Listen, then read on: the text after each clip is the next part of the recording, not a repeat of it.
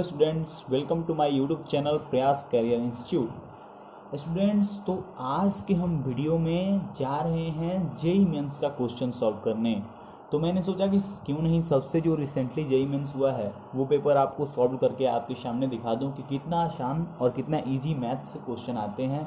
फिर भी स्टूडेंट्स को लगता है कि मैथ्स जेईई मेंस में हार्ड आता है। देखिए स्टूडेंट्स, हार्ड नहीं आता है, मैं ये नहीं कहूँगा कि क्वेश्चंस हार्ड आते हैं। क्वेश्चंस का लेवल अब तो और ईजी हो गया है। ये कह सकते हैं कि लेंदी क्वेश्चन आता है जेईई में से, मतलब सोल्यूशन करने में आपको टाइम लगेगा। तो मैं यहाँ पे पूरा कोशिश करूँगा कि आपको अच्छे से सोल्यूशन समझ में आए। और आपको ये मेरा वीडियो बनाने का यही मोटो है कि आप जो ये मिसकंसेप्शन आप पाल के रखें हैं कि जेईई मेंस में क्वेश्चन हार्ड आता है और मैथ्स हार्ड होता है, ये एक मिसकंसेप्शन आप सबसे पहले दूर करें। तो आइए स्टूडेंट शुरू करते हैं जेईई मेंस 2020। चलिए, आपको मालूम होगा कि 25 क्वेश्चन आते हैं मैथ्स से। तो क्वेश्चन 51 से स्टार्ट होता है। 51 पहला क्वेश्चन क्या आया था? Product of 2 to the power 1/4, 4 to the power 1/16, 8 to the power 1/48 into इसका प्रोडक्ट इन्फिनिटी टर्म तक निकालना था। ऑप्शन दिया हुआ था 2 to the power 1/4। ठीक है स्टूडेंट, तो हम सॉल्व करते हैं।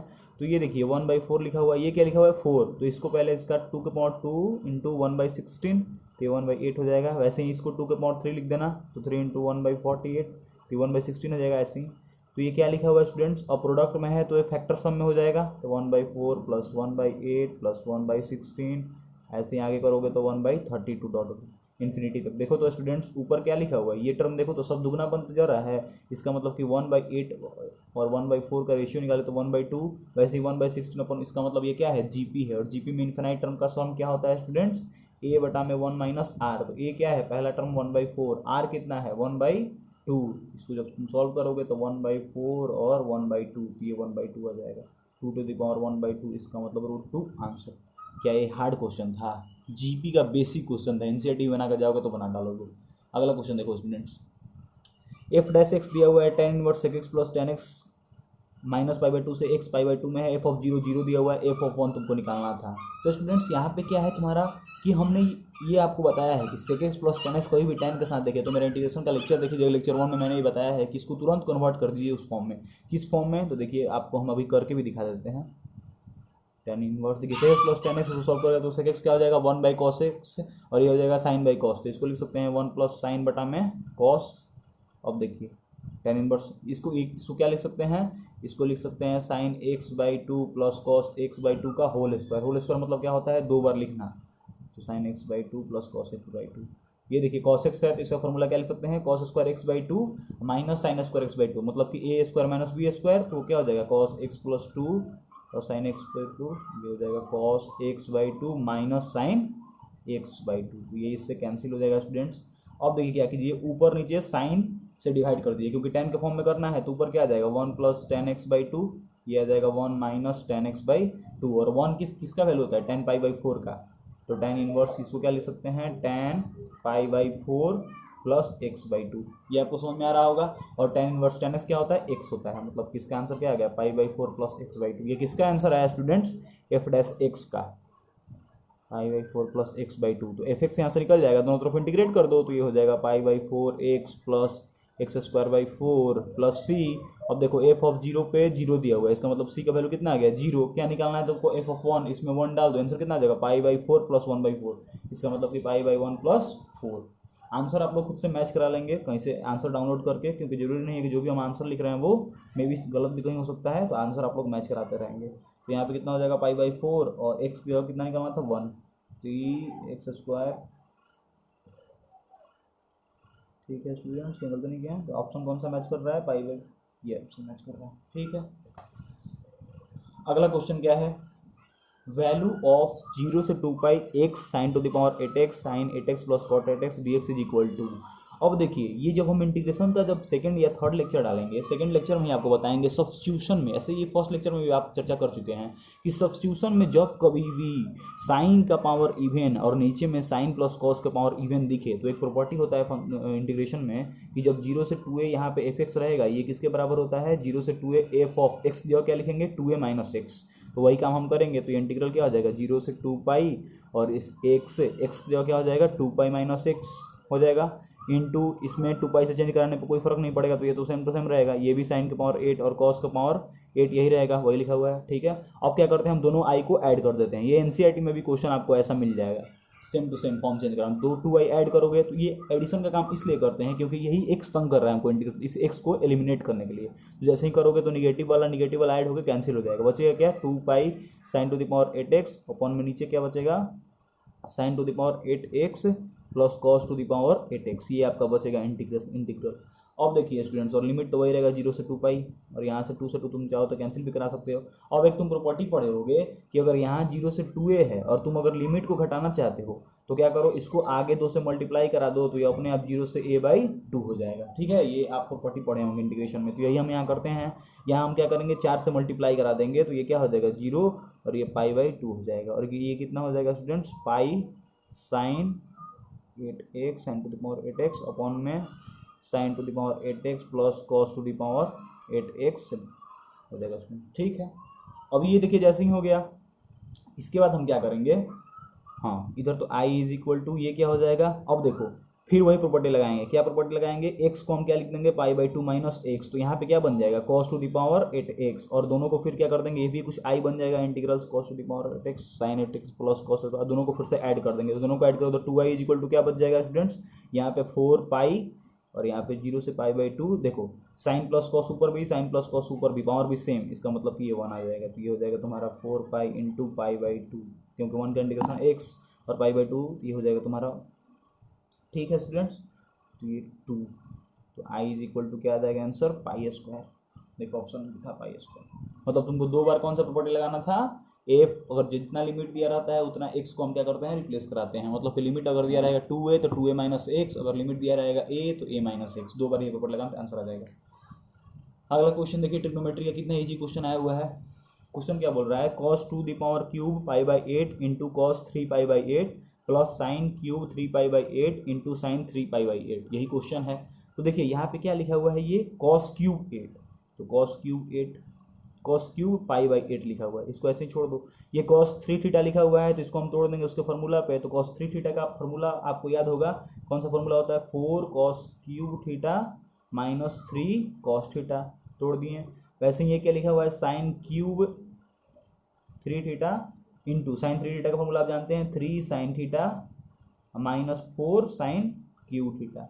ठीक है स्टूडेंट्स, उसके बाद क्या करेंगे, देखिए इसको एक साथ ले लेंगे तो 4 cos टू द पावर 6 π/8 आ जाएगा। ठीक है, और साइन वाला भी इतना ही आ जाएगा, दिख रहा होगा आपको, साइन वाला भी इतना ही आ जाएगा कुछ, साइन देखिए यहाँ से लेके आएंगे तो कितना आ जाएगा साइन टू द पावर 6 और π/8, ये एक साथ आ गया, और इसमें क्या बचेगा -3 cos टू द पावर 4 π/8, और यहाँ पे बचेगा +3 साइन टू द पावर 4 π/8। ये देखिए क्या मिल रहा है आपको, 4 कॉमन निकालने पे cos to the power 6 minus sine to the power 6, ये क्या लिखा हुआ है a to the power 6 minus b to the power 6, क्या इसको हम रिड्यूस कर सकते हैं a³ माइनस b³ पे, हाँ, जहाँ कि a नहीं रहेगा a² रहेगा, इसका मतलब कि इसको a² का क्यूब माइनस b² का क्यूब लिख सकते हैं।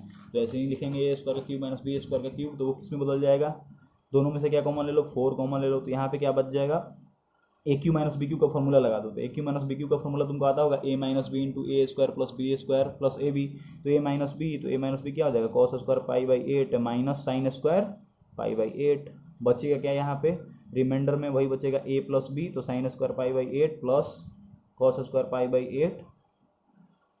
ठीक है, क्योंकि a ही है साइन स्क्वायर इसलिए 4 होगा पावर में, और प्लस में दोनों का product sine square π/8 into cos square π/8 हो जाएगा, और माइनस में 3। अब देखो यहाँ पे क्या आया था, जैसे ही 3 कॉमन निकालोगे तो ये लिखा हुआ है cos to the power 4 8 minus sine to the power 4 π/8 लिखा हुआ है, इसका मतलब क्या लिखा हुआ है, ये लिखा हुआ है तुम्हारा cos 2 थीटा, और थीटा का जगह π/8 हो जाएगा, क्योंकि cos 2 थीटा कैसे लिखा हुआ है, क्योंकि लिखा हुआ है क्या, cos square theta minus sine square theta, तुम जानते हो क्या होता है, cos 2 थीटा होता है। ठीक है, तो ये इसलिए कन्वर्ट कर लेंगे क्योंकि ये cos π/4 बन जाएगा, cos π/4 क्या होता है 1/√2। वैसे ही देखो यहाँ पे क्या लिखा हुआ cos square theta minus sine square theta, तो किस में बदल जाएगा cos 2 थीटा, तो यहाँ पे तुम्हारा आ जाएगा cos 2 इंटू π/8। ठीक है, फिर इसको भी क्या करो इसी फॉर्म में बदल दो, मतलब सबको π/4 के रूप में बदल लेना, तो तुम्हारा वहाँ से आंसर आ जाएगा। मतलब इस तरह से तुमको जाना है और बनाना है क्वेश्चन, ये डायरेक्टली क्वेश्चन सॉल्व हो जाएगा, थोड़ा सा यहाँ कॉन्सेप्ट लगाओगे तो। ठीक है स्टूडेंट्स, हम पूरा एकदम एग्जैक्ट आंसर तक नहीं पहुँचाएंगे, वो आप खुद कर सकते हैं। ठीक है, देखिए a is equal to 1 1 2 1 3 4 1 -1 3, b दिया हुआ एडजॉइंट a है, c जो है वो 3a के बराबर है, तो तुम्हारा वैल्यू किसको निकालना है, एडजॉइंट बी अपॉन में डिटर्मिनेंट सी का तुमको वैल्यू निकालना है। ठीक है स्टूडेंट्स, देखो ये कितना आसान क्वेश्चन है।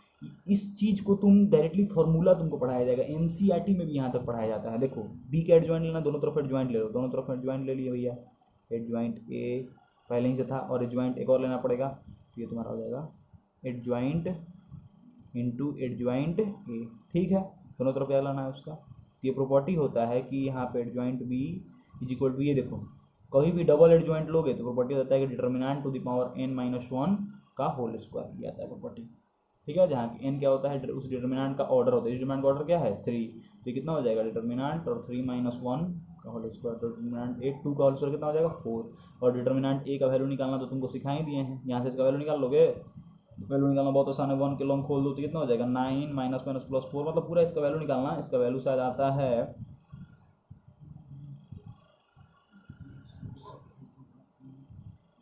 1 2, इसका वैल्यू 6 आएगा, डिटर्मिनेंट का वैल्यू चेक करो ना 6 ही आएगा, तो यहाँ से कितना हो जाएगा 6 टू द पावर 4। अब देखो नीचे क्या है डिटर्मिनेंट ऑफ सी, और सी क्या है 3a, इसका मतलब 3a, जब कहीं भी मैट्रिक्स में डिटर्मिनेंट लगता है 3a तो ये बाहर क्या निकलेगा 3 टू द पावर n, और ये डिटर्मिनेंट a हो जाएगा, तो ये तुम्हारा बाहर क्या निकलेगा 3 to the power n, n यहाँ क्या है ऑर्डर है, तो ऑर्डर क्या है 3, तो 3 टू द पावर 3 हो जाएगा, डिटर्मिनेंट ऑफ a दिया हुआ है। जब सॉल्व करोगे इसका वैल्यू कितना आया था 6 टू द पावर 4, और इसका वैल्यू कितना आया था 27 इंटू 6, तो 6 कैंसिल,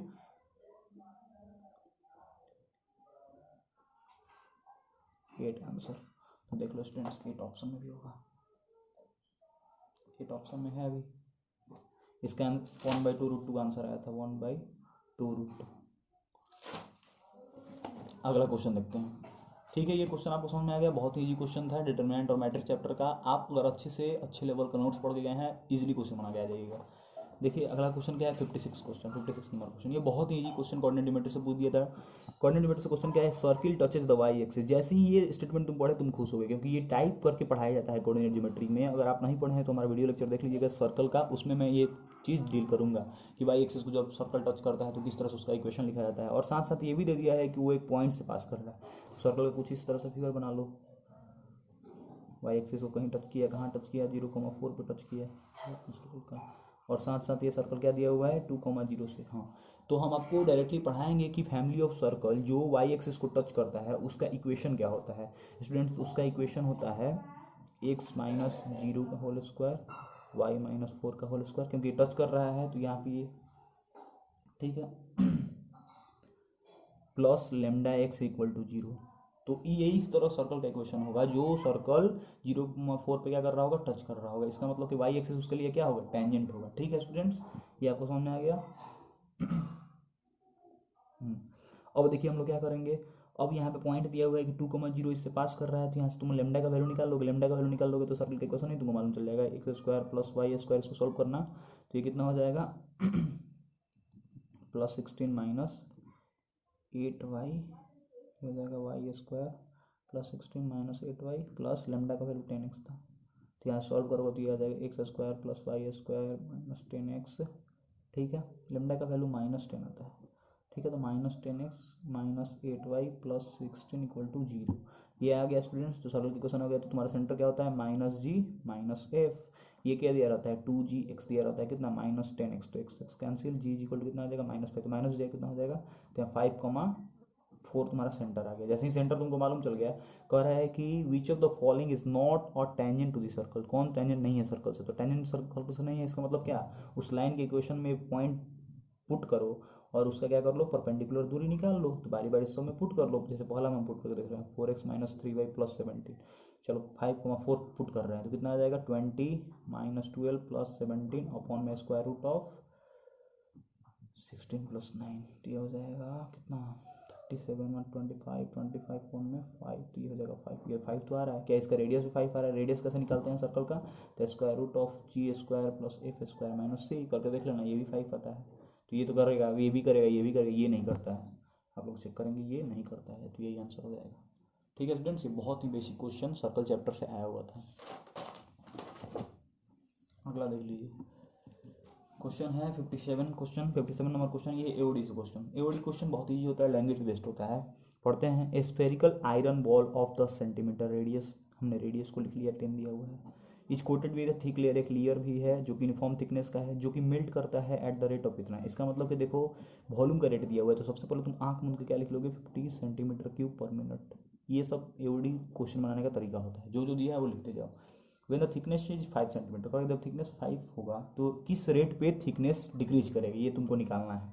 ठीक है, तो वॉल्यूम का फॉर्मूला क्या होता है, स्फेरिकल बॉल का 4/3 पाई आर क्यूब। आर क्यूब होता था जब थिकनेस नहीं होता था, लेकिन थिकनेस है तो r+10 हो जाएगा, ये हो जाएगा। तो वॉल्यूम इज इक्वल टू कितना हो जाएगा, 4/3 पाई आर के जगह 10 प्लस थिकनेस x मान लो, क्यूब दिया हुआ है। ठीक है, तो यहाँ से तुम्हारा dv/dt दिया हुआ है, तो ये हो जाएगा 4/3 पाई, कितना हो जाएगा 3 इंटू 10⁻x² dx/dt। देखो स्टूडेंट सब कुछ दिया हुआ है, x दिया हुआ है 5 रख देना, dv/dt तुमको 50 दिया हुआ है, dx/dt तुमको निकालना है, निकाल लेना।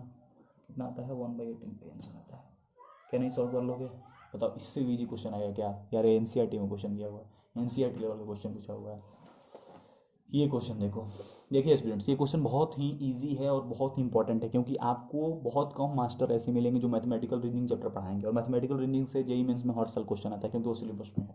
देखिए लैंग्वेज क्या लिखा हुआ है, नेगोशिएशन ऑफ द स्टेटमेंट।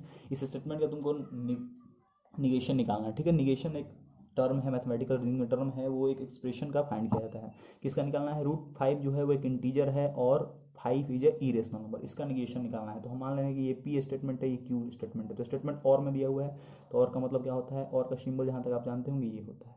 ठीक है, ये मेरे पास सेट है पी और क्यू। ठीक है, पी एक स्टेटमेंट है, पी क्या बोल रहा है कि √5 एक इंटीजर है, क्यू क्या बोल रहा है 5 एक इरेशनल नंबर है। इसका नेगोशिएशन करना है, मतलब नेगोशिएशन कर दिए। तो बस पी का नेगोशिएशन क्या हो जाएगा, -p, और ये और का साइन किस में चेंज हो जाएगा, एंड में, क्यू भी अपोजिट हो जाएगा। तो पी का अपोजिट मतलब कि पी क्या बोल रहा था, √5 इंटीजर है, इसका मतलब √5 इंटीजर नहीं है, और का अपोजिट एंड, और क्यू क्या बोल रहा था कि पी इरेशनल नंबर है, तो पी इरेशनल नंबर नहीं है। तो ऑप्शन खोजो कि इंटीजर नहीं है और नहीं एंड लगा हुआ, तो डी ऑप्शन हो जाएगा आंसर आपका। बताइए, देख के क्वेश्चन टिक कर दीजिएगा। अगला क्वेश्चन देखते हैं।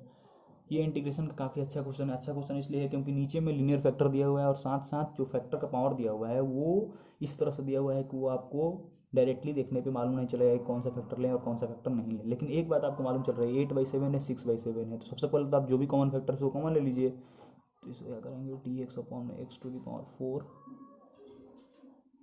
8/7 और x-3 को क्या लिखा हुआ है 6/7। ठीक है, अगर पावर सेम कर लेंगे तो मज़ा आ जाएगा, क्योंकि हम पावर सेम करने के बाद क्या लिख सकते हैं, x-3/x+4, और इस पावर को लेकर चलेगा -6/7 ऊपर लेकर चलेगा, तो क्या बचेगा 1 + x⁴ और 2। बताइए, यहाँ तक किसी को कोई दिक्कत, किसी को कोई दिक्कत नहीं होना चाहिए। ठीक है, ये चीज़ हम लिख सकते हैं। ये चीज़ कैसे लिखें, हमने यहाँ पे 6/7 पावर दिखा, तो यहाँ पे भी 6/7 इंटू 2/7 लिख दिया, 2 यहाँ पे लिख दिया। ठीक है, अब जैसे ही -6/7 + 2 मैंने करके देखा तो वो क्या आ रहा था, 8/7 आ रहा था। इसका मतलब कि हम एक पावर को ऊपर लेके जा सकते हैं। ठीक है, तो यही हमने किया। अब हम क्या कर लेंगे, इस जो देखिए, जब कभी भी आप इस तरह के एक्सप्रेशन में फंसे तो जो इस एक्सप्रेशन को हार्ड बना रहा है उसी को टी मान लीजिए। तो x-3/x+4 को तुम क्या मान लो, टी, और केवल टी यहाँ नहीं मानना पड़ेगा, यहाँ t⁻7 मानना पड़ेगा, क्योंकि आसानी से कैंसिल हो जाए। उसके बाद तो कुछ बचा ही नहीं, उसके बाद दोनों तरफ क्या कर दो, डिफ्रेंशिएट कर दो, तो क्या हो जाएगा 7 dt इज इक्वल टू, इसका जब डिफ्रेंशिएशन करोगे तो u/v का होल स्क्वायर पे करोगे तो ये आ जाएगा तुम्हारा 1 + x का होल स्क्वायर, नीचे शायद 7 बचेगा, ऊपर कर लेना, देख लेना आएगा जो भी, ये dx बचता है। तो अब तो आसानी से कर लोगे, जहाँ जहाँ ये इंटू dx रहेगा वहाँ पे क्या डालोगे 7, ये सब डाल देना, खुद से सॉल्व कर लेना आगे, मतलब एक्सप्रेशन में डाल के देखोगे तो क्या हो जाएगा, ये हो जाएगा तुम्हारा t⁻7 इंटू -6/7 कैंसिल, इंटू क्या हो जाएगा 7⁻6, तो केवल 7 और 7 7 ये हो जाएगा तुम्हारा कैंसिल, और ये 1 बच जाएगा। तो यहाँ पे कुछ आंसर टाइप में t+1 टाइप में आएगा एक्सप्रेशन जो भी आएगा। टी किसको माने थे तुम याद करो, x-3 टू द पावर 1/7, तो ये तुम्हारा जो भी आंसर आएगा 1/7 आंसर है, ये ऑप्शन ए। देख लेना जो भी आंसर आता होगा इसका, मेरे पास आंसर नहीं है, बट देख लेना, इसका शायद आंसर यही आता है, t+1 आएगा ना, t+c आएगा, t+c, क्योंकि डी के अलावा कोई एक्सप्रेशन में बचेगा नहीं। ठीक है, कर लोगे, देख लेना इसका आंसर मैं करा देना। If the number of 5 digit number with distinct digit and 2 at the tens place is 336 then K is equal to. कह रहा है कि आपको एक 5 डिजिट का नंबर बनाना है, 1 2 3 4 5 डिजिट का, जिसमें आपको 10th प्लेस पे 2 फिक्स किया हुआ है और ये सबको आप हैरी करा सकते हैं। उसका नंबर कितना है 336 के। तो के का वैल्यू क्या होगा, तो सबसे पहले हम सोचते हैं कि कितना ऐसा डिजिट कर सकते हैं। तो आइए भाई इस प्लेस पे हम कितना नंबर रख सकते हैं भाई, तो डिजिट कितना होता है 0 1 2 3 4 5 9 तक होता है, ठीक है। तो यहाँ पे देखो तो दो तो रख नहीं सकते हैं क्योंकि पहले ही बोला हुआ है कि क्या रखना है, डिस्टिंक्ट रखना है, मतलब हर प्लेस पे नया नया डिजिट होना चाहिए। किसी भी नंबर का स्टार्टिंग 0 से कर नहीं सकते हैं, मतलब कि 2 और 0 नहीं रख सकते हैं, तो कितना डिजिट बचा 8। सेकंड पॉइंट पे आते हैं, यहाँ पे क्या क्या नहीं रख सकते हैं, तो 8 नहीं रख सकते हैं, 2 नहीं रख सकते हैं, 0 भी रख सकते हैं, तो फिर भी यहाँ पे भी कितना नंबर रख सकते हैं 8। वैसे ही यहाँ पे ये और ये नहीं रख सकते हैं और 2 भी नहीं रख सकते हैं, तो 7, ये तो हो ही गया। और लास्ट वाले पे क्या रखेंगे, अब तो 2 रख लिए हैं और ये तीनों नंबर 4 नंबर नहीं रख सकते हैं, इसका मतलब यहाँ पे कितना 6, तो ये कितना हो जाएगा 8 इंटू 8 इंटू 7 इंटू 6, कितना number of 5 digit number possible है। तो इसका जब तुम सॉल्व करोगे ये, तो ये आता है 2688।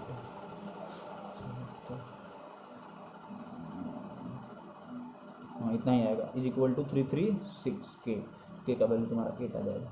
बताओ, इससे आसान परमुटेशन कॉम्बिनेशन का कोई क्वेश्चन ही नहीं हो सकता है। केवल आपको क्वेश्चन पढ़ के आप छोड़ दीजिएगा डर से, लेकिन ऐसा करना नहीं है आपको। देखिए अगला क्वेश्चन प्रोबेबिलिटी का।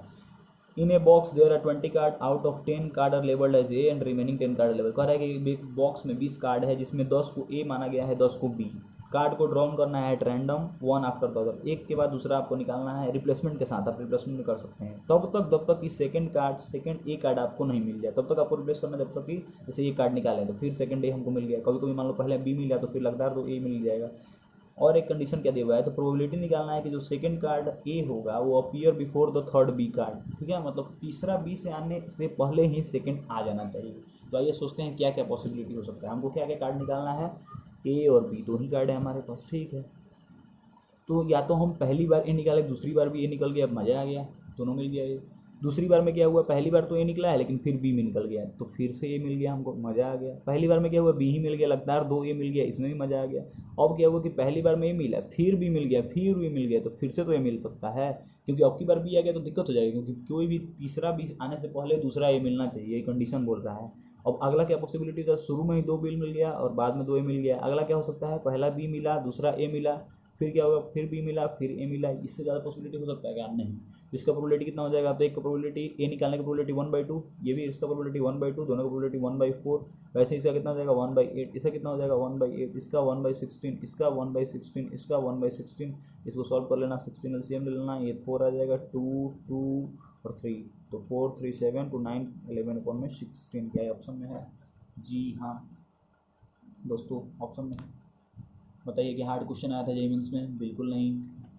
देखिए अगला, ये तो कॉम्प्लेक्स नंबर का क्वेश्चन तुम लिख के बैठ लो, हर साल आएगा, ऐसा ही क्वेश्चन आएगा, इसी तरह का मॉडुलस से खेलेगा आपके साथ। देखिए क्या दिया हुआ है कि जेड माइनस आई, तो एक क्वेश्चन बना लो मॉडुलस पे, सब क्वेश्चन तुमसे बन जाएगा, बस देख लो कैसे बनाते हैं। आंख मूंद के इसका स्टेप क्या है स्टार्टिंग करने का, देखो ये ग्राफिकल अप्रोच से भी बन सकता है, लेकिन हम ग्राफिकल से नहीं बता रहे हैं, आपको अलजेब्रिक मेथड से बनाना है। तो जेड को क्या मान लो, एक्स प्लस आई वाई मान लो, तो यहाँ पे क्या हो जाएगा स्टूडेंट, एक्स प्लस आई वाई माइनस आई, तो ये क्या हो जाएगा एक्स वाई माइनस 1 आई, अपॉन में नीचे क्या हो जाएगा एक्स प्लस वाई प्लस 2 आई हो जाएगा। दोनों का मोड लेना है 1, मोड आपस में खुल जाता है तो एक बार उसके साथ और एक बार इसके साथ, तो इसका मोड कितना हो जाएगा X square plus Y minus 1 का होल स्क्वायर, ठीक है, इज इक्वल टू 1 है तो उधर चल जाएगा, ये हो जाएगा एक्स स्क्वायर प्लस वाई 2 का होल स्क्वायर। क्या इसको सॉल्व नहीं कर लोगे, वाई वाला पावर कट जाएगा, एक्स वाला पावर भी कट जाएगा, वाई वाला कट जाएगा, केवल वाई का एक्स और वाई में जो भी रिलेशन आएगा उससे वाई का वैल्यू निकालना, माइनस हाफ आ जाएगा। एक रिलेशन देखो यहाँ भी दिया हुआ है, यहाँ क्या दिया हुआ है, मॉड जेड जो है वो 5/2 है, इसका मतलब क्या दिया हुआ है एक्स प्लस आई वाई, तुम एक जनरल अगर मानते हो एक्स प्लस वाई मानते हो तो क्या हो जाएगा square root of X square plus Y square equal to कितना हो जाएगा 25/4, ठीक है। तो इतना से कितना हो जाएगा X square plus Y square कितना आ जाएगा इक्वल टू 5/2, तो ये हमारा हो जाएगा, ये हो जाएगा 5/2, तो स्क्वायर कर दोगे दोनों तरफ से कितना हो जाएगा 25/4, तो यहाँ से एक्स और वाई में रिलेशन निकल जाएगा, वाई का वैल्यू आएगा, एक्स का वैल्यू निकालना है, ये तुमको निकालना है जेड प्लस 3y, इसका मतलब क्या निकालना है एक्स प्लस 3 आई वाई का वैल्यू निकालना है, तो क्या हो जाएगा square root of X square plus 3y का होल स्क्वायर। कर लोगे, एक्स वाई का वैल्यू कल निकल जाएगा तो कर लोगे। अगला क्वेश्चन देखते हैं, if for some alpha and beta in R the intersection of the following three plane, ये प्लेन दिया हुआ है, ये प्लेन दिया हुआ है, ये प्लेन, तीनों का इंटरसेक्शन हुआ कहीं पे तो अल्फा प्लस बीटा। इंटरसेक्शन होना मतलब क्या है, सोल्यूशन एग्जिस्ट करना है। तो मेरा डिटरमिनेंट का लेक्चर देख लो भैया कि जब कोई भी तीन इक्वेशन दिया हो सोल्यूशन कब एग्जिस्ट करता है, जब डी का ही वैल्यू जीरो हो जाए। डिटरमिनेंट तीन चार डिटरमिनेंट बन सकता है, एक इसके कोफिशिएंट से, एक में इसके फर्स्ट रो में ये डाल देंगे D1 D2 D3, एक में सेकंड रो में डाल देंगे, एक में थर्ड रो में डाल देंगे। तो एक डिटरमिनेंट अपना ओरिजिनल बना लेते हैं, तो 1 1 1 ये हो जाएगा 4 7 5 और ये जाएगा -2 -5 अल्फा। यहाँ जीरो कर देना, यहाँ से अल्फा का जो भी वैल्यू आएगा। फिर क्या करना, ये इसको सेम रखना, इसको भी सेम रखना और आपकी बीटा इसमें डाल देना, इसको जीरो कर लेना, यहाँ से बीटा का वैल्यू आ जाएगा। तो बीटा का वैल्यू आ जाता है 13 और अल्फा का वैल्यू आता है -3। दोनों का ऐड कर लेना 10 आंसर। क्या इसमें आपको टाइम लगेगा क्या? बिल्कुल नहीं। देखिए number of roots of the equation e to the power 4x plus, ये भी क्वेश्चन हमेशा रिपीट करता रहता है जेईई मेंस में, e टू द पावर वाला। कुछ कुछ क्वेश्चन में चेंज करें लेकिन बनाने का एक ही तरीका होता है। क्या कर लो तुम, e to the power x को मान लो कुछ में t मान लो, ठीक है। अब तुम ये बात बस इस चीज़ का इसमें यूज़ करना होता है, e के पावर x का जो वैल्यू होता है हमेशा क्या होता है, जीरो से इन्फिनिटी होता है, ठीक है ना। जीरो से मतलब मिनिमम इसका वैल्यू कितना हो सकता है, जीरो से इन्फिनिटी होगा, ठीक है। मतलब e के पावर x का जो भी वैल्यू आएगा वो जीरो भी नहीं होगा, जीरो से बड़ा ही होगा, मतलब ऑलवेज पॉजिटिव होता है। इस बात का यूज़ करते हैं हम लोग। तो रखेंगे इसमें, तो देखो तो e टू पावर 4x लिखा हुआ है, मतलब ये t टू पावर 4 बन जाएगा, ये t क्यूब बन जाएगा, ये -4t² बन जाएगा, ये प्लस t बन जाएगा +1।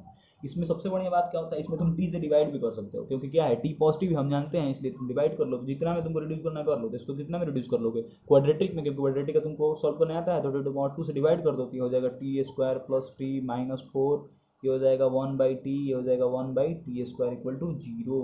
अब क्या हुआ, सब एक्सप्रेशन को एक जगह रख लो, तो t² वाले को एक जगह रख लो, ये हो गया plus t plus 1/t -4 equal to 0। अब तुम क्या कर लो, t प्लस 1/t को कुछ मान लो, अल्फा मान लो, क्योंकि आसानी से बन जाएगा। जैसे ही अल्फा मानोगे तो ये क्या लिखा हुआ है, a² प्लस, ये देखो क्या लिखा है, a² प्लस b²। तो इसका फॉर्मूला क्या हो जाएगा, a प्लस बी का होल स्क्वायर -2ab। इसको a प्लस बी मतलब a क्या है t, b क्या है 1/t, इसका मतलब कि अल्फा का ये स्क्वायर लिखा हुआ है, -2 करना पड़ेगा क्योंकि a into B, t into 1/t 1 हो जाएगा, और ये कितना हो जाएगा प्लस अल्फा, ये अल्फा है -4। तो एक क्वाड्रेटिक इक्वेशन आपको मिल गया, -6 यहाँ से अल्फा का वैल्यू 2 आएगा, 2 और 3, तो क्या t प्लस 1/t का वैल्यू जो आया वो 2 आया। t किसको माने थे, e के पावर x, e के पावर -4। ये कब पॉसिबल है भैया, जब x को जीरो रखेंगे, मतलब मात्र एक ही ऐसा सोल्यूशन पॉसिबल है जिसपे e के पावर x और e के पावर -4 दोनों का सम कितना है, 2 है।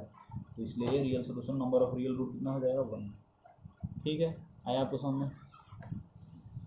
अगला क्वेश्चन देखिए, if be an any function continuous on A B and twice differentiable on A B, ये दिया हुआ है। इफ आपको ये देखते ही ये किस चीज़ का फील आ गया होगा, LMBT का फील आ गया होगा, लीनियर मीन वैल्यू थ्योरम का फील होगा। वो क्या बोलता था कि आपको कोई भी नंबर है, ठीक है, तो कोई भी नंबर अगर आपको इंटरवल से बिलोंग करता है तो उस पर आप एक कंसेप्ट लगा सकते हैं कि उसका डिफरेंशियल जो होता है वो उसके 2 पॉइंट के डिफरेंस अपॉन में दोनों पॉइंट का डिफरेंस, ठीक है। जैसे कि ये है, तो ये पॉइंट है, ये पॉइंट है, ठीक है। तो इस पॉइंट को हम मेहनत किए, तो अब क्या करता है कि इस पॉइंट पे कुछ वैल्यू होगा फंक्शन का, इस पॉइंट पे वैल्यू होगा, ये बी होगा, ये होगा, फंक्शन का वैल्यू इस पे एफ बी होगा, इस पे एफ ए होगा। तो एक ऐसा बीच में पॉइंट एग्जिस्ट करेगा सी, जिस पे एफ डैश सी कितना आएगा, F of B minus F of A बटा में बी माइनस ए। यही तो होता था। तो हम यही करेंगे कि ए से बी में क्या करेंगे ना, एक पॉइंट सी मान लेंगे, ठीक है। तो एक बार ए से सी ले जाएंगे फंक्शन को, एक बार क्या ले जाएंगे, सी से बी ले जाएंगे, ठीक है।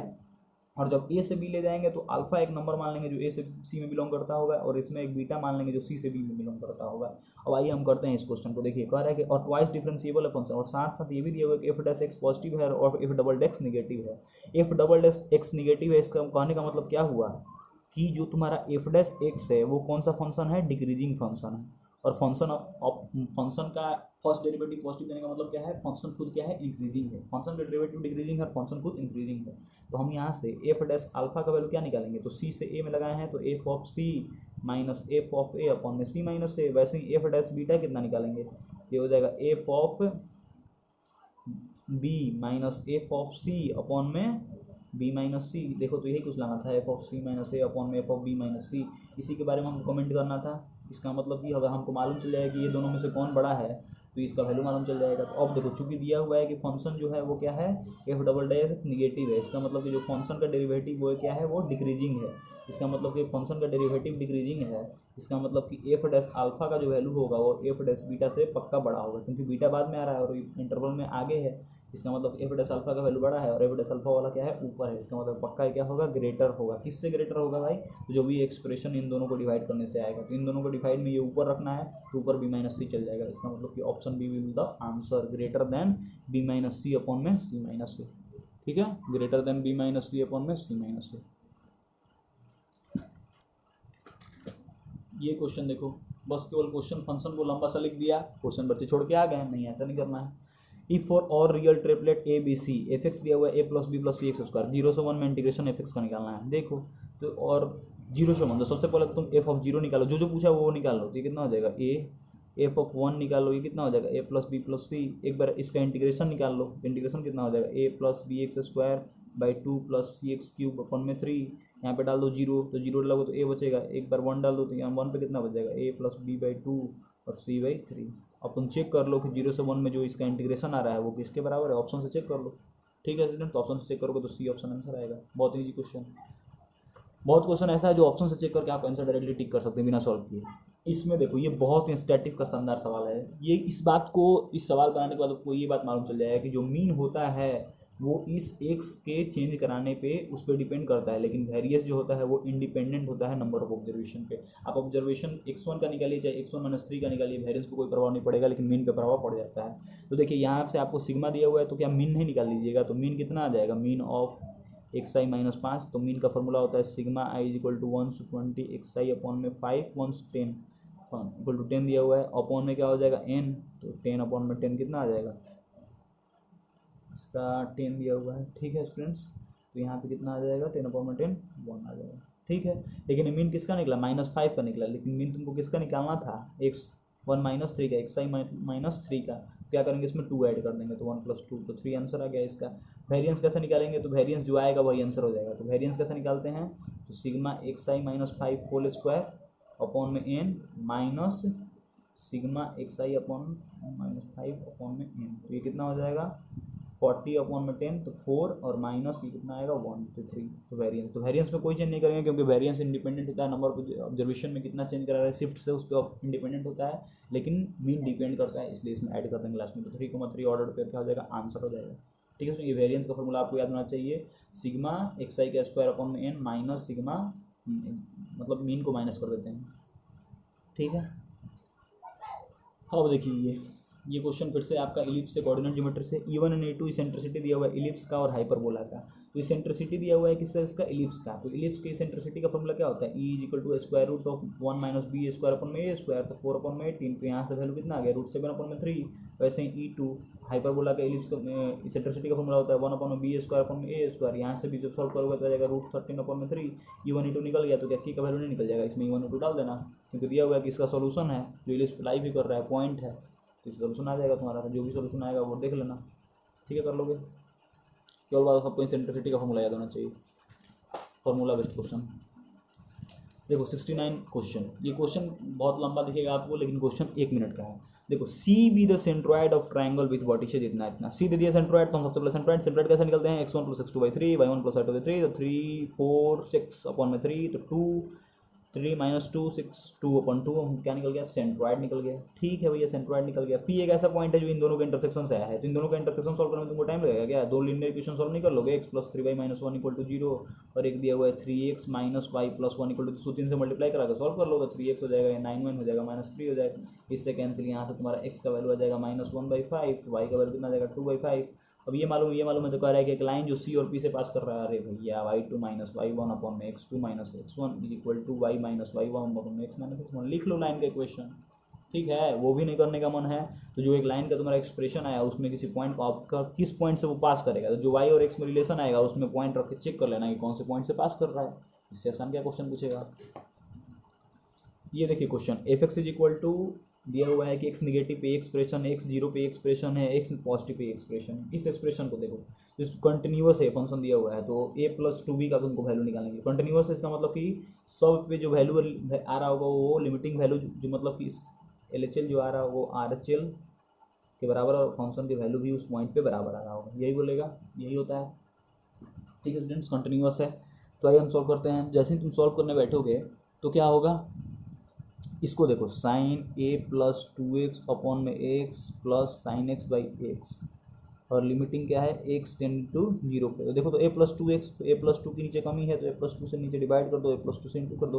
अब देखो साइन एंगल जब भी जीरो होता है तो साइन एक्स क्या होता है 1 होता है, तो ये 1 हो जाएगा, तो a+2 हो जाएगा, यहाँ पे 1 आ जाएगा। इसका मतलब यहाँ से कितना आ गया a+3। ये b का वैल्यू जीरो पे तो b ही आएगा, तो b आएगा। इसको थोड़ा सॉल्व करते हैं। देखो x+3x², तो कभी भी लिमिट के क्वेश्चन में अगर x तुमको अंदर दिख रहा है और वो x क्या कर रहा है, डिस्टर्ब कर रहा है तुमको। कैसे डिस्टर्ब कर रहा है, देखो 1/3 यहाँ भी पावर है, तो इसका एक्स के पावर 1/3 क्या कर लो, इसमें से कॉमन निकाल लो। एक्स के पावर 1/3 कॉमन निकाल लो, तो यहाँ पे क्या बच जाएगा 1+3 और यहाँ पे एक्स बच जाएगा, ठीक है, और -1 ये तुम्हारा 1/3 हो जाएगा। अपन एक्स यहाँ से 1/3 लाकर डिवाइड कर दो तो 3/3, तो एक्स ही हो जाएगा। और फिर एक्स को क्या मान लो, एच मान लो, फिर एच को तुम क्या कर दो, टेंड करा दो जीरो, तो ये तुम्हारा 1+3h ऐसा कुछ एक्सप्रेशन बन जाएगा स्टूडेंट्स, 1+3h। और यहाँ पे अच्छा 2 भी है ना, तो 1/2, ठीक है, जो भी देख लो ना, 1/2 -1 अपॉन में एच आ जाएगा। अब क्या करो, एल ऑपरेटर रूल लगा दो, एल ऑपरेटर रूल लगाओगे तो h=1 हो जाएगा, ये जो ऊपर आएगा वही आंसर हो जाएगा। तो यहाँ से तुम्हारा 1 आता है आंसर, लिमिटिंग वैल्यू। तो देखो यहाँ से क्या हो जाएगा, a+3 = 1, b = 1, तो a का वैल्यू कितना जाएगा -2, तो निकालना क्या था a+2b, तो a का वैल्यू -2, 2b तो 0, तो 0 आंसर हो जाएगा b। ऐसा हमने आपको लिमिट सॉल्व करना आएगा तुरंत मिल जाएगा। अगला क्वेश्चन देखो, नंबर ऑफ डिस्टिंक्ट सॉल्यूशन निकालना है, इसका लॉगरिथम का क्वेश्चन है, बहुत इजी क्वेश्चन। देखो log 1/2 ये है mod sin x, इधर लेके आ जाओ तो log 1/2 ये हो जाएगा mod cos x, ठीक है, =2। देखो log में कभी भी सम में होता है तो दोनों प्रोडक्ट में चेंज हो जाता है, तो log 1/2 mod में sin x cos x =2। और एक तुम प्रॉपर्टी पढ़े होगे sin x cos x log, ये बेस है आर्गूमेंट, तो आर्गूमेंट का पावर ये हो जाता है 1/2 का पावर 2 हो जाएगा, तो ये 1/4 आ जाएगा। तो अब इसको 2 से मल्टीप्लाई, इसको भी 2 से मल्टीप्लाई इसलिए कर रहे हैं क्योंकि sin 2x में चेंज कर देंगे तभी ना एंगल का वैल्यू निकालेंगे, तो ये कितना आ जाएगा 1/2 आ जाएगा। तो mod sin x = 1/2, तो sin x 2x कितना हो जाएगा +-1/2। sin 2x +-1/2 कब होता है, तुमको क्या नंबर ऑफ डिस्टिंक्ट सॉल्यूशन निकले, इसका मतलब कि x का वैल्यू निकालना है, और x का वैल्यू कहाँ से कहाँ तक 0 से 2π तक। या तो तुम इसको ग्राफ से सॉल्व कर लो या फिर डायरेक्टली जैसे सॉल्व कर दो, कैसे डायरेक्टली सॉल्व होगा। देखो sin x = 1/2 रहता है तुम्हारे पास, तो क्या क्या सोल्यूशन होता है, तो x = एक 30 डिग्री होता है और एक 150 डिग्री होता है, ठीक है, ये सोल्यूशन हमारे पास पॉसिबल था। लेकिन अब साइन यहाँ 2x है, तो जो ये 30 नहीं 15 भी इसके आंसर में आएगा और इसका हाफ भी इसके आंसर में आ जाएगा, ठीक है, तो 4 आंसर ऐसा हो गया। और ऐसे ही sin x = -½ वाला का 4 आंसर, तो टोटल आंसर कितना हो जाएगा 8। तो नंबर ऑफ डिस्टिंक्ट सोल्यूशन कितना हो जाएगा 8। स्टूडेंट्स आपको मालूम होना चाहिए कि इंटीजर टाइप क्वेश्चन भी अब ऐड हो चुका है, तो वही इंटीजर टाइप क्वेश्चन 71 से स्टार्ट होता है 75 तक। अगला क्वेश्चन देखिए, the projection of line segment joining the इतना एंड इतना ऑन द लाइन इतना। देखिए प्रोजेक्शन कुछ नहीं होता है, आपको क्या करना था, ए बी और एक दिया था सी, दूसरा दिया हुआ था सी डी, 2 वेक्टर दिया हुआ है, 2 पॉइंट दिया हुआ है, लेकिन आप इसको वेक्टर का क्वेश्चन समझ के बनाएंगे जो बहुत जल्दी बन जाएगा। इस वेक्टर का इस पे प्रोजेक्शन निकालना है, तो किसी भी वेक्टर 2 वेक्टर दिया हुआ है, ए का बी पे प्रोजेक्शन निकालना है, तो फॉर्मूला होता है a.b अपॉन में जिस पे प्रोजेक्शन निकालना है उसको नीचे क्या कर देते हैं, डिवाइड करते हैं उसके मॉडुलस बी। तो तुम एक क्या कर लो, ए बी वेक्टर तैयार कर लो इन दोनों से, तो ए वेक्टर तैयार हो जाएगा कैसे, इस x2 - x1 तो 2 - 1 तो 1 तो i कैप, -4 माइनस तो -3 j कैप, 11 - 13 तो +8 k कैप। वैसे ही दूसरा वेक्टर सी डी तैयार कर लो, इसमें से तो 3 - 1 4 i कैप, -2 - 4 j कैप और 10 - 3 +7 k कैप। 2 वेक्टर तैयार हो गया, प्रोजेक्शन निकालना है ए बी का सी डी पे, तो A B dot C D upon में नीचे mod सी डी सॉल्व करना आता ही होगा, इसको सॉल्व कर लेना, देख लेना प्रोजेक्शन कितना आता है, ठीक है स्टूडेंट्स, कर लोगे। कितना आसान क्वेश्चन आपको पूछा गया है प्रोजेक्शन। अब आते हैं 73 क्वेश्चन। 73 क्वेश्चन क्या है, the coefficient of x⁴ in the expansion of 1+। देखिए x का एक्सपांशन करना है आपको और उसमें कोफिशिएंट किसका ढूंढना है, x⁴ का। तो ये क्वेश्चन बाइनोमियल थ्योरम से है, तो बाइनोमियल थ्योरम में क्वेश्चन जब भी आए तो एक फॉर्मूला होता है आपको निकालने का, कोफिशिएंट निकालने का, जो भी यहाँ पावर रहे उसका factorial upon alpha constant beta gamma factorial, ये फॉर्मूला होता है, इनटू जो भी टर्म रहे, 3 टर्म है तो 1 पावर अल्फा, बीटा किसका टर्म है x, और ये भी x ही टर्म है इसलिए बीटा +2i आ जाएगा क्योंकि गामा उसका हम पावर माने हैं। ये आपको कॉन्सेप्ट पढ़ाया गया होता है, नहीं पढ़ाया गया तो बाइनोमियल थ्योरम में मेरा वीडियो लेक्चर देखिएगा, मैं आपको ये कॉन्सेप्ट पढ़ाऊंगा। जैसे ही आप ये लिख लिए क्वेश्चन 2 मिनट का हो गया। अब तुमको क्या क्या मालूम है, alpha plus beta plus 2i का पावर कितना मैक्सिमम आ सकता है 10, ये एक चीज़ आपको मालूम है। और एक चीज़ आपको ये भी मालूम है कि अब हमको क्या लाना है, x⁴ लाना है, मतलब कि बीटा प्लस 2i = 4, ये वाला एक्सप्रेशन तुमको फाइंड करना है, ये रिलेशन तुम्हारे पास है, तो बीटा प्लस 2i = 4 तुमको ये फाइंड करना है x⁴ लाने के लिए। ठीक है, तो इसको कैसे पॉसिबल है, तो पहले बार में क्या होगा, अल्फा को तुम 0 मान लो, बीटा क्या हो जाएगा 4, ठीक है, अल्फा को तुम 0 मानोगे तो बीटा का वैल्यू कहाँ से 4 आएगा, देखो जैसे तुम अल्फा को सॉरी अल्फा को नहीं, यहाँ गामा को 0 मानो तो बीटा का वैल्यू 4 आ गया, बीटा का वैल्यू 4 आ गया तो अल्फा का वैल्यू यहाँ से निकल जाएगा, अल्फा का वैल्यू कितना हो जाएगा 6। वैसे ही एक बार गामा को तुम 1 मान लो, एक बार गामा को तुम 2 मान लो, ठीक है स्टूडेंट्स, 2 से ज़्यादा नहीं मान सकते हो क्योंकि ये खुद ये क्या बना देगा 4 बना देगा, तो उस समय बीटा क्या हो जाएगा 0। जब अल्फा को 1 माने हो तो बीटा को कितना मानना पड़ेगा 3 मानना पड़ेगा, सॉरी बीटा को 2 मानना पड़ेगा, क्योंकि ओवरऑल क्या लाना है तुमको, गामा को 1 माने हो तो बीटा को कितना माना हो 2 मानना पड़ेगा, ठीक है। ये अल्फा कितना हो जाएगा 7 हो जाएगा, यहाँ पे अल्फा कितना हो जाएगा 8 आ जाएगा। तो इस और उसके बाद क्या करेंगे हम, अल्फा बीटा गामा जो भी वैल्यू है इस एक्सप्रेशन में रखो, जो भी आंसर है वो तीनों को क्या कर दो ऐड कर दो, तुमको टोटल 6615 मिल जाएगा कोफिशिएंट, ठीक है स्टूडेंट्स। आपको फिर से समझा देते हैं, कोफिशिएंट निकालने का ये फॉर्मूला होता है कि जितना पावर है, जैसे मान लो n पावर है, जो भी टर्म है तो उस पावर का फैक्टोरियल अपॉन में जो भी टर्म का तुम एक्सपोनेंट माने हो उसका factorial into 1 to the power alpha, ये एक्स का पावर बीटा है और ये एक्स स्क्वायर का पटा गामा हो जाएगा, बीटा प्लस 2 गामा हो जाएगा। उसके बाद हम क्या करेंगे, अब हमको मालूम है दो रिलेशन हमको मालूम है, एक रिलेशन क्या मालूम है कि इन तीनों के सम कितना है 10 है, और एक चीज़ क्या मालूम है कि हमको बीटा प्लस 2y का वैल्यू जो आना चाहिए 4 आना चाहिए, ठीक है, अगर हमको एक्स के पावर 4 लाना है तो, ठीक है। तो उसके अनुसार हम क्या करेंगे, अल्फा को वेरी कराएंगे बीटा और गामा, तो बीटा प्लस 2y को हम वेरी कराने गए तो सबसे पहले गामा को 0 रख दिए तो बीटा का वैल्यू कितना आ जाएगा 4। उसके बाद क्या कर सकते हैं हम, गामा को 1 रख दिए तो बीटा का वैल्यू कितना आ जाएगा 2। वैसे ही तुम गामा को 2 रख दिए तो बीटा का वैल्यू 0 आ जाएगा। यही तीन चीज़ पॉसिबल है, तीनों में हम क्या कर लेंगे, तीनों केस में इसका वैल्यू निकाल लेंगे और तीनों को ऐड करेंगे तो 615 आ जाएगा। अब देखते हैं 74th क्वेश्चन। एक्स पॉजिटिव दिया हुआ है, वाई इक्वल टू वाई का सोल्यूशन डिफरेंस, ये डिफरेंशियल इक्वेशन दिया हुआ है। डिफरेंशियल इक्वेशन का क्वेश्चन है तो आपको खुश होना चाहिए क्योंकि सबसे इजी क्वेश्चन इसी चैप्टर से आता है। तो डी वाई इक्वल टू कितना हो जाएगा, X plus 1 whole square upon में X plus 1 minus Y upon में एक्स प्लस 1 प्लस 3 अपॉन में एक्स प्लस 1, खोल दो जो भी दिया हुआ है उसको खोल दो, तो खोल दिए तो D Y by D X कितना हो जाएगा दोस्त, देखो वाई वाला टर्म को इधर लगता है, वाई अपॉन में एक्स प्लस 1 और ये कितना बच जाएगा एक्स प्लस 1 माइनस 3 अपॉन में एक्स माइनस 1, खत्म। क्या इतना खोलने के बाद यही क्वेश्चन का क्या हुआ, खमाम हो गया, मतलब यहीं पे तुम क्वेश्चन बना दिए। अब क्वेश्चन में कुछ बचा ही नहीं, क्यों, क्योंकि कौन सा फॉर्म आ गया, लीनियर डिफरेंशियल इक्वेशन आ गया। लीनियर डिफरेंशियल इक्वेशन क्या कहता है कि D Y by D X plus Y into F X is equal to, इधर कुछ क्यू दिया रहता है और पी इंटू वाई, ये फॉर्म कौन सा होता है students, D Y by D X plus P of Y is equal to Q. यहाँ की ये पी का वैल्यू जो भी है, पी का वैल्यू कितना है स्टूडेंट्स, तो -1 बाई एक्स प्लस क्यू का वैल्यू देखो, ये सॉल्व कर लेना इसको, पी और क्यू मालूम चल गया तो यहाँ से तुम इंटीग्रेटिंग फैक्टर नहीं निकालोगे, पी डी एक्स तो E to the power -1 by X plus 1 D X, तो यहाँ से इंटीग्रेटिंग फैक्टर भी तुम्हारा निकल जाएगा और इंटीग्रेटिंग फैक्टर निकल गया तो आंसर इंटीग्रेटिंग फैक्टर कितना जाएगा 1/1 प्लस एक्स, तो इंटीग्रेटिंग फैक्टर निकल गया तो आंसर निकल जाएगा Y into integrating factor is equal to Q into integrating factor का इंटीग्रेशन, तो निकल जाएगा तुम्हारा y का वैल्यू आ जाएगा इन टर्म्स ऑफ x, और y2 इक्वल टू 0 दिया हुआ है, वहाँ से c का वैल्यू निकालना, y3 निकाल लेना, ठीक है। आइए लास्ट क्वेश्चन देखते हैं 75 क्वेश्चन। कह रहा है कि if the vector p is equal to a plus 1, coefficient दिया हुआ है, q दिया हुआ है, r दिया हुआ है, कोप्लानर है। कोप्लानर तक तो तुम्हारे मन में क्या आना चाहिए, कोफिशिएंट का जो भी डिटर्मिनेंट वैल्यू होगा वो क्या होगा 0 प्लस 1 ए, ये हो जाएगा ए प्लस 1 इक्वल टू 0। यहाँ से तुम सॉल्व करोगे तो ए का वैल्यू निकाल लेना, -1/3 आता है, ए का वैल्यू आ गया तो तुमको इस एक्सप्रेशन को सॉल्व करके लैम्डा का वैल्यू, इस एक्सप्रेशन को सॉल्व करने में टाइम लगेगा, पी वेक्टर तुमको मालूम चल गया, -1/3 है, इसमें हम -1/3 में क्या कर दिए 1 ऐड कर दिए, तो ये आई कैप हो जाएगा -1/3 जे कैप -1/3 के कैप, पी निकल जाएगा, क्यू निकल जाएगा, दोनों का डॉट ले लेना है, उसका स्क्वायर लेना है, माइनस दोनों का क्रॉस वेक्टर लेके उसका मॉड लेना है, वहाँ से तुम लैम्डा का वैल्यू निकाल लेना, लैम्डा का वैल्यू जो भी आएगा, ठीक है स्टूडेंट्स। ये क्वेश्चन हम कर नहीं रहे हैं, चलो कर ही देते हैं। 3 - 1 हो जाएगा 2/3 आई कैप -1/3 जे कैप, ये कितना हो जाएगा -1/3 के कैप। वैसे ही तुम क्यू का वैल्यू निकाल लोगे तो कितना हो जाएगा -1/3 आई कैप प्लस 2/3 जे कैप -1/3 के कैप।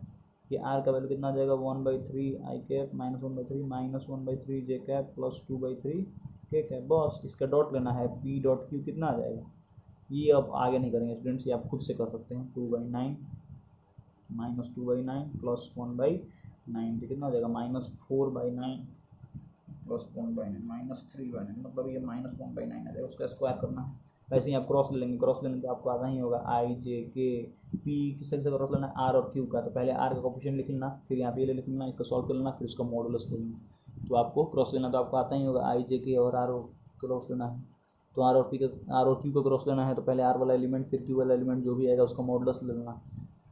तो स्टूडेंट्स यहाँ पे ख़त्म होता हुआ 2020 का क्वेश्चन पूरा जेईई मेंस का मैंने आपके सामने रखा।